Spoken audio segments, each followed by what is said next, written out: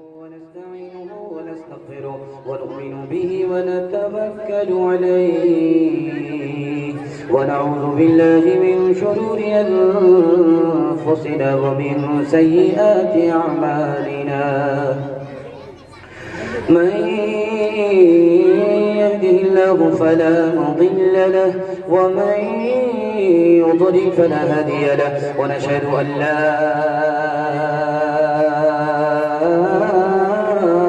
إله إلا الله وحده لا شريك له ونشهد أن سيدنا ونبينا وحبيبنا وشفيعنا وسندنا وإمامنا ومولانا محمدا عبده ورسوله صلى الله عليه وعلى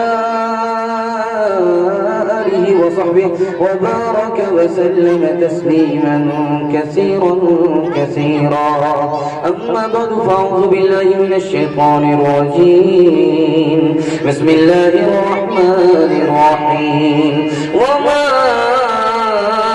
أرسلناك إلا رحمة للعالمين صدق الله مولانا العظيم وقال النبي صلى الله عليه وسلم إن الله بعثني رحمة للعالمين أو كما قال سيدنا محمد صلى الله عليه وسلم اللهم صل على سيدنا محمد يا رب صل عليه وسلم سر سے لے کر پاؤں تک تنویر ہی تنویر ہے جیسے منہ سے بولتا قرآن وہ تقریر ہے اس نے آقا دیکھ کر یہ سوچتی ہے اب دنیا وہ مصور کیسا ہوگا جس کی تصویر ہے فاتحہ نامہ کائے سر جھکائے چشم نم فاتحہ نامہ کائے سر جھکائے چشم نم فاتحہ نمکائے سر جھکائے چشم نم فاتحہ نمکائے سر جھکائے چشم نم فاتحہ نمکائے سر جھکائے چشم نم امن کا اعلان کیا نادم ہوئے امن کا اعلان کیا نادم ہوئے بڑا خوبصورت جلسہ چوگنا اضافہ ہو گیا ہے گئے سال سے چوگنا مجمع کا اضافہ ہے بہت خوبصورت سنجیدہ ماحول میں آپ سن رہے ہیں لیکن 58-54 کو آپ نے سامنے رکھ دیا ہے یہ تھوڑا متاثر کرے گی بہت اچھا دکھ سے خوشی ہوگی ہاتھ اٹھائیے انشاءاللہ آن لائن کر دے مجھے پتا یہ پنڈال کے نیچے ہے یا سسرال میں خیر 3 سوال ہے میرا پیغام شروع ہو رہا ہے میرا پہلا سوال ہے اللہ کے رسول نے پوری زندگی کبھی اذان نہیں دی ہے دوسرے سے اذان دلوائی ہے لیکن اذان نہیں دی ہے اس کا راز کیا ہے یہ میرا پہلا سوال ہے دوسرا سوال ہے اللہ کے رسول کو عرش پر نماز ملی عرش پر نہیں ملی اس کی حکمت کیا ہے یہ میرا دوسرا سوال ہے تیسرا سوال ہے نبی مسجد میں آئے ایک صحابی کو سوتا ہوا دیکھا خود نہیں جگایا دوسرے سے کہا کہ تم جگا دو اس کا کیا سبب ہے یہ میرا تیسرا سوال ہے آخری سوال ہے جنازے کی ترتیب ہے دعا بعد میں پہلے درود سے پہلے ثنا सना के बाद दरूद, दुआ से पहले दरूद, इसकी क्या वजह है? ये मेरा आखिरी सवाल है। मुकम्मल तैयार है जोश के साथ सुनने के लिए? हाथ उठा दीजिए इंशाअल्लाह। बहुत खूबसूरत जलसा, दुआ करता हूँ अल्लाह खूबसूरत फरमाए। मेरा पहला सवाल था कि हमारे नबी ने पूरी जिंदगी में अजान नहीं दी है, दूसरे से दिलवाई है। इसकी वजह ये लिखी, अजान देते तो कहते हय्या अला सलाह, हय्या अला सलाह। और अगर कोई उम्मती कोताही करता इसके बाद तो गुनहगार हो जाता। हमारे नबी अपने उम्मती को गुनहगार नहीं देखना चाहते, इसलिए अजान छोड़ दी। दूसरा सवाल था कि अल्लाह के रसूल को नमाज अर्श पर मिली है, फर्श पर नहीं। जब अर्श पर हमारे नबी पहुंचे दुनिया खत्म हो गई, जमीन भी खत्म, आसमान भी खत्म। हमारे नबी हैं, खुदा हैं, उसके अलावा कोई भी नहीं, जिब्रील भी साथ में नहीं है। अल्लाह के रसूल ने शुक्र अदा किया, मेरे परवरदिगार ये तेरा एहसान हुआ, इतनी दूर पहुंच गया, लेकिन मेरा उम्मती कैसे तेरे पास पहुंचेगा? अभी दिल में नबी के ख्याल आया था, अल्लाह ने तोहफे में नमाज दी कि तुम्हारा उम्मती सजदे में होगा, फर्श पर अर्श तक रसाई हासिल कर ले। तीसरा बड़ा सवाल कि हमारे नबी आए मस्जिद में, सोता हुआ सहाबी को जगाया नहीं, अली से कहा कि जगा दो। हज़रत अली ने सवाल किया, या रसूल अल्लाह आप तो नेकी में आगे हाथ बढ़ाते हैं, आपने खुद नहीं जगाया, मुझसे कहा जगाने के लिए, राज क्या है? का सोता आदमी जब सो करके उठता है तो बड़ा बड़ी की शान में गुस्ताखी हो जाएगी, गुस्ताखी से बचाने के लिए मैंने तुमसे कहा कि तुम जगाओ, मैंने नहीं जगाया। आखिरी सवाल था, सना के बाद दरूद है जनाजे की नमाज में और दुआ से पहले दरूद है, इसका राज क्या है? किताबों में लिखा है इसका राज कि अल्लाह के रसूल अपने उम्मती पर बड़े मेहरबान थे। ये चाहते थे कि हमारा उम्मती दुआ करे, कोई दुआ रद्द ना हो, कबूल हो जाए।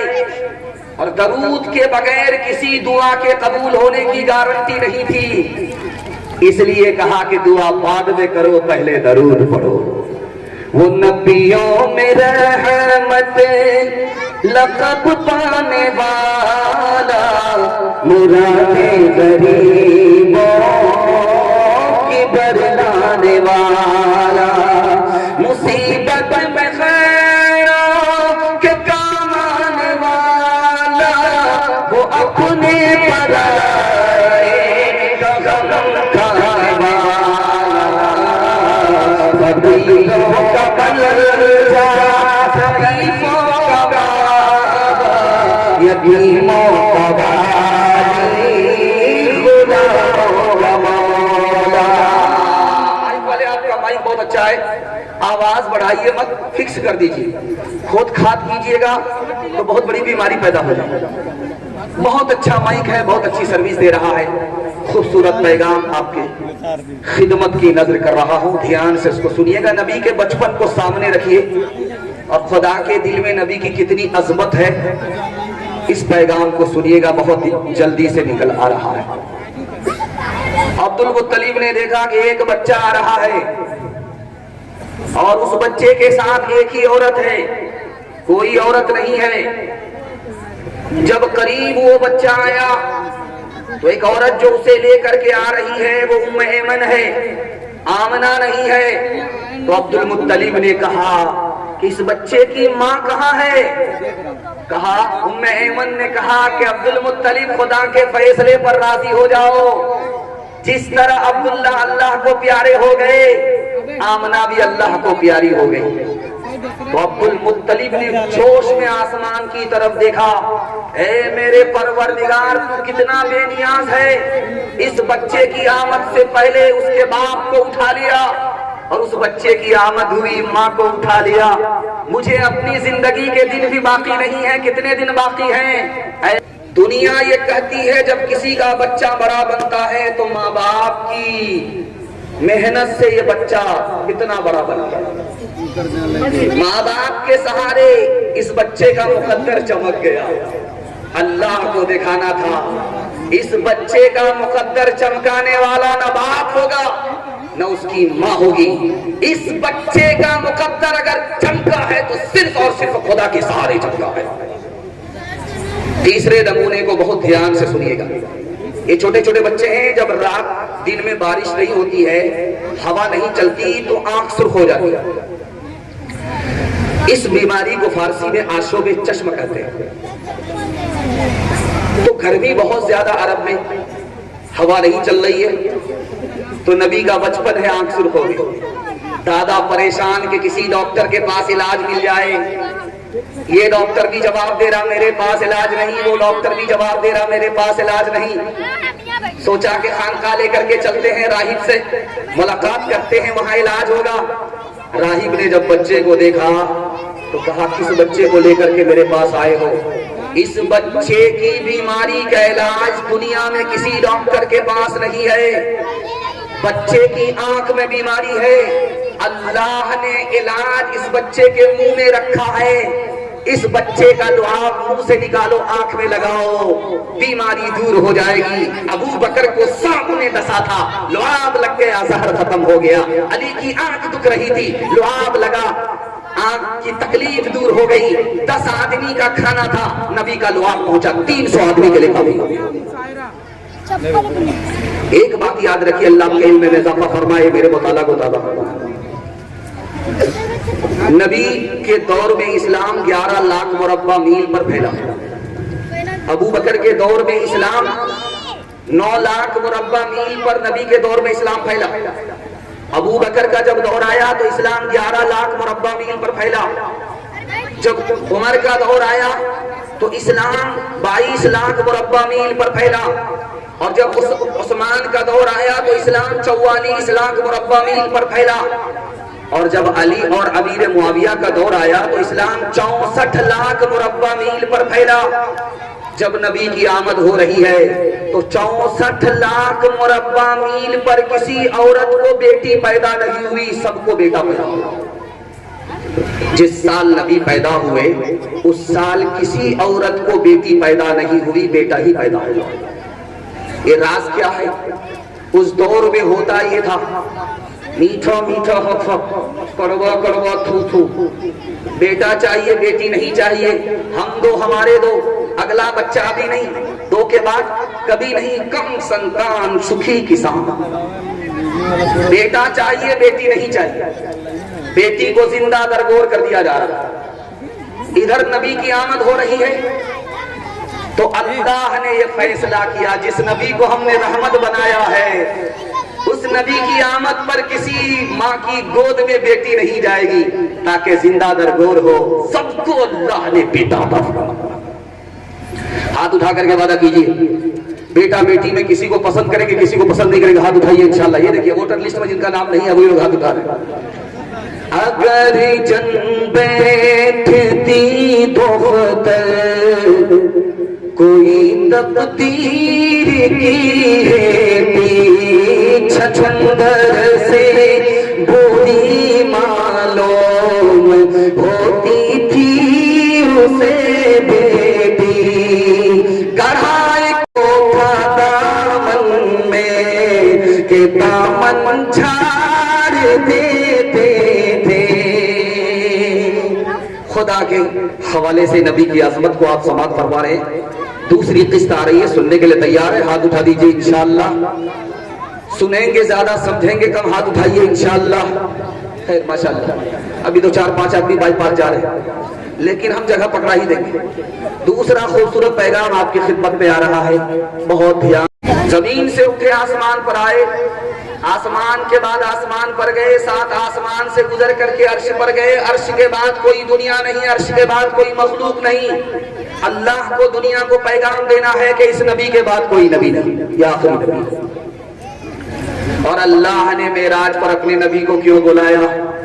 دنیا کو بتانے کے لیے کہ تم جس نبی کو ذلیل کرنا چاہتے تھے، دیکھو ہم اس کو سب کی چوٹی پر لے کر کے آئے. ایک بات یاد رکھیے، مدینہ آپ کا وطن نہیں ہے، مکہ وطن ہے. جو مہاجر صحابہ ہیں ان کا وطن مکہ ہے، مدینہ نہیں ہے.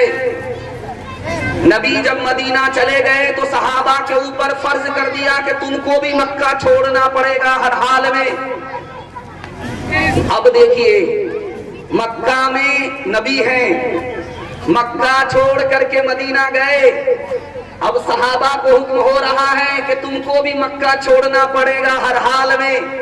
کیوں؟ جہاں میرا نبی رہے گا وہیں تم کو رہنا پڑے گا، میرے نبی سے دور ہرگز نہیں رہ سکتے۔ تیسری بات کو بہت دھیان سے سنیے گا، آپ آسمان کی طرف سر اٹھائیے، چاند کو دیکھیے، اس کے دو ٹکڑے ہیں، آج بھی چاند ٹکڑے میں بٹا ہوا ہے، قسطوں میں بٹا ہوا ہے۔ جدید سائنس کہتی ہے کہ چاند کے ٹکڑے ہوئے ہیں، اور جو ٹکڑے ایک دوسرے سے جدا ہوئے تھے دونوں ملے نہیں ہیں۔ چاند آج بھی آسمان پر آپ کو آدھا نظر آئے گا، پورا نظر نہیں آئے گا۔ جانتے ہیں کیوں؟ اللہ نے ان ٹکڑوں کو ملایا نہیں تاکہ نبی کا معجزہ قیامت تک کے لیے باقی نہ جائے۔ ایک بات اور یاد رکھیے، آپ دیکھیں گے کہ مکہ اور مدینہ کے درمیان میں 450 کلومیٹر کا فاصلہ ہے۔ مکہ کہاں ہے؟ مدینہ سے 450 کلومیٹر دور۔ مدینہ کہاں ہے؟ مکہ سے 450 کلومیٹر دور۔ نبی کو، اپنے محبوب کو خدا نے اتنا دور کیوں کیا؟ اس راز کو بتانے کے لیے جا رہا ہوں، دھیان سے سنیے گا، اللہ آپ کے علم میں اضافہ فرمائے۔ نبی اللہ کا محبوب 450 کلومیٹر خانہ کعبہ سے دور ہے۔ خانہ کعبہ اللہ کا گھر نبی کے روضے سے 450 کلومیٹر دور ہے۔ جانتے ہیں کیوں؟ اگر نبی کا روضہ مکے میں ہوتا، خانہ کعبہ کے پاس ہوتا، تو جو لوگ عاشق تھے نبی کے روضے پر جاتے تو طواف کی طرف دھیان چلا جاتا، جو طواف میں ہوتے ان کا دھیان نبی کے روضے کی طرف ہوتا، ایک عاشق کا دل ٹکڑے ٹکڑے ہو جاتا۔ اس لیے اللہ نے اپنے نبی کے روضے کو 450 کلومیٹر دور کر دیا۔ ہاتھ اٹھا کر کے وعدہ کیجئے، سب کام پہلے ہوگا، حج بعد میں کریں گے، انشاءاللہ۔ حاجیو شہنشاہ کا روضہ دیکھو، حاجیو حاجیو شہنشاہ کا روضہ دیکھو، کعبہ تو دیکھ چکے کعبے کا کعبہ دیکھو، آب زمزم تو پیا خوب بجھائی پیاسے، آؤ جو دیش کوثر کا بھی دریا دیکھو، کعبہ مبارک سے ماحول میں آپ سن رہے ہیں، اللہ جزائے خیر دے۔ تیسرا پیغام آپ کی خدمت میں لے کر کے آ رہا ہوں، سننے کے لیے تیار ہیں؟ ہاتھ اٹھا دیجئے جوش کے ساتھ، انشاءاللہ بہت اچھا سن رہے ہیں آپ۔ اللہ آپ کے سننے کو قبول فرمائے، ہمارے سنانے کو قبول فرمائے۔ ایک آدمی ہے مکے میں، اس کو لوگ دفن کرتے ہیں، اس کی لاش کو قبر باہر پھینک دیتے ہیں۔ ایک مرتبہ ایسا ہوا، پھینک دیا، دوسری بار دفن کیا، پھینک دیا، تیسری بار دفن کیا، پھینک دیا۔ لوگ حیران ہو گئے، کریں تو کیا کریں؟ پتا چلا یہ وہ آدمی تھا نبی کا گستاخ جو یہ کہا کرتا تھا نبی کو اتنا ہی علم ہے جتنا میں نے لکھ کر کے دیا ہے۔ جب اس گستاخ کا انتقال ہوا تو اللہ نے بدلہ لیا، زمین نے اس کی لاش کو قبول نہیں۔ دوسرا نمونہ آپ کی خدمت میں لے کر گیا، بیٹے نے باپ کو قتل کر دیا۔ باپ بادشاہ تھا، اس کی حکومت ختم ہو گئی، اس کے ٹکڑے ہو گئے۔ باپ کا گناہ کیا تھا؟ نبی کا گستاخ تھا، نبی کا خط آیا تھا، اس نے اس کو ٹکڑے کر ڈالا۔ اللہ نے بدلہ لیا نبی کی طرف سے، بیٹا کو باپ کے اوپر مسلط کر دیا اور حکومت کے ٹکڑے کر دیا۔ ایک آدمی راستے سے گزر رہا تھا، پہاڑ سے گزرا، ایک پہاڑی بکرا سامنے آیا، سینگ مار مار کر کے اس بکرے نے اس جوان کو ٹکڑے کر ڈالا۔ یہ جوان کون تھا؟ نبی کا گستاخ تھا، نبی کے سر پر تلوار چلائی تھی اور کڑی سر کے اندر گھس گئی تھی۔ اللہ نے بدلہ لیا، پہاڑی بکرے کو اس پر مسلط کر دیا۔ اس بکرے نے جب تک اسے ہلاک نہیں کیا اس کو زندہ نہیں باقی